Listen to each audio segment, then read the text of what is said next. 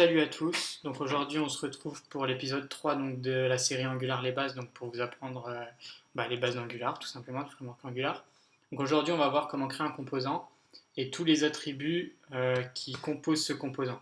Donc la première chose à faire, c'est d'ouvrir un terminal et de vous situer donc dans votre dossier en fait créé par la commande Angular CLI pour générer un nouveau projet. Et là, dès que vous êtes à l'intérieur de votre dossier projet, vous pouvez réutiliser une commande d'Angular CLI pour créer n'importe quel type de composant en fait. Donc comme je vous l'ai dit à la précédente vidéo, les commandes Angular CLI commencent toujours par ng. Ensuite G pour generate. Donc on veut générer un composant, donc component, et ensuite on lui donne le nom de notre composant. Donc là je vais juste l'appeler myComponent pour l'exemple et pour bien expliquer. Et voilà, après votre composant est donc créé. Donc ensuite, une fois que vous avez utilisé la commande pour créer votre composant, donc vous utilisez l'IDE que vous voulez. Donc moi je vous conseille quand même Visual Studio Code. D'ailleurs, je ferai sûrement une série ou plusieurs vidéos pour voir un peu les raccourcis qu'il y a dans Visual Studio Code, pourquoi utiliser cet IDE-là plutôt qu'un autre pour faire du JavaScript et d'ailleurs du front-end en règle générale, un peu tous les plugins qui se rattachent, etc. Parce qu'il y a une grosse communauté open source autour de cet IDE et c'est super intéressant.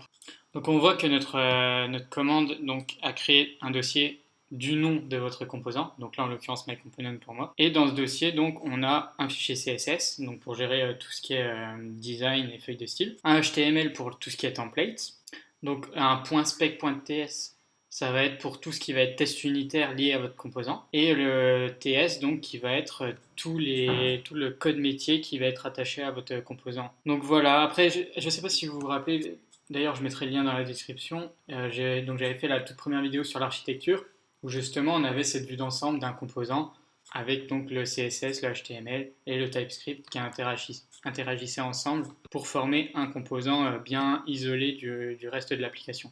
Donc on va regarder un petit peu ce qu'il y a. Dans le CSS, il n'y a rien pour le moment, mais bien sûr on peut écrire des règles de style. Dans le HTML, donc on a juste un template vraiment bateau pour la création du composant. Après donc spec, je ne vais pas aller trop dans le détail, mais en gros c'est des tests unitaires en JavaScript. Et enfin, donc là c'est la partie qui nous intéresse le plus, enfin pour le moment en tout cas, donc c'est toute la partie TypeScript. Donc on va un peu détailler ce qu'il y a dedans. Donc déjà on a les imports, donc ça c'est tout simplement tout ce qu'on va importer de la librairie Angular, là en l'occurrence, donc Angular Core, donc le component et l'interface onInit. Ensuite on fait ce qu'on appelle un décorateur component devant chaque classe en fait pour décrire donc notre composant. Donc là qu'est-ce qu'on dit? Tout simplement on dit que le sélecteur c'est app-my-component. Donc ça c'est pour appeler votre composant dans d'autres composants. Donc ça on verra juste après comment l'utiliser. Ensuite donc on a le template URL, donc là c'est juste pour dire pour ce fichier TypeScript là, ton nom template est ici. Donc là ça référence juste le HTML qui est ici. Et pareil pour le style, on référence le CSS ou les CSS d'ailleurs parce que c'est un tableau. Donc ensuite chaque composant en fait est défini par une classe. Donc là on implémente onInit, donc l'interface onInit c'est juste pour utiliser ng onInit. Bon ça je reviendrai vraiment plus loin dans la série sur tout ce qui est cycle de vie, etc.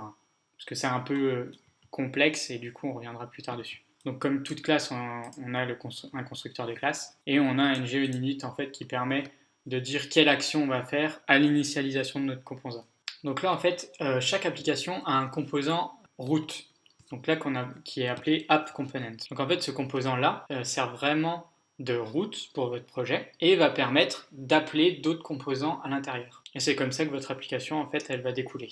Donc par exemple si on veut appeler notre composant app-my-component dans votre application justement, il va falloir donc l'appeler dans app-component, enfin pour le début en tout cas. Donc on va voir comment. Donc là vous allez retrouver en fait tout ce qui est du template de ce qu'on a vu dans le deuxième épisode, donc qui montrait vraiment l'application pas très très jolie. Donc là on va pouvoir carrément même tout virer je pense, hein.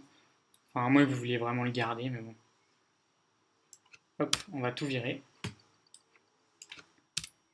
Voilà. Et ensuite, donc là, on va appeler en fait notre sélecteur pour appeler notre composant. Donc là, hop, on récupère notre sélecteur, donc app myComponent. Et là, on va l'appeler. Alors, comment on l'appelle? Via comme une balise, en fait. Donc, de cette manière. Voilà. Et là, vous avez appelé votre composant app myComponent. Et donc, en toute logique, quand on va run l'application, quand on va la compiler, on devrait voir apparaître myComponentWorks. Donc là, rappelez-vous, donc pour lancer votre application, donc c'est ngserve. Et voilà, donc après, une fois que votre compilation est terminée, donc vous allez sur le port 4200 de localhost, sauf si vous l'avez modifié bien sûr. Et là, on peut voir que on a appelé le composant qu'on vient de créer, donc myComponentWorks. Bon, il ne fait pas grand chose pour le moment. On va voir comment un peu le pimper, on va dire, et que enfin ça ressemble à quelque chose. Donc aujourd'hui, vous avez appris à créer un composant de votre projet via la commande de Angular CLI, et vous avez aussi appris à l'utiliser. On a aussi vu qu'on avait donc un composant root qui s'appelait donc AppComponent pour notre cas, et vous avez vu comment appeler notre composant fraîchement créé dans le composant root. Ensuite, si vous avez aimé la vidéo, donc n'hésitez pas à mettre un petit like et à partager, c'est très important, histoire que ça profite à plein de monde et que ça apprenne pas mal de choses à toutes les personnes qui seraient intéressées par ce framework-là, parce que c'est quand même un peu le but de cette série. Vous pouvez vous abonner à la chaîne si vous ne voulez pas rater en fait les nouvelles vidéos de la série. Et donc la prochaine fois, donc l'épisode 4, ce sera tout ce qui est route module.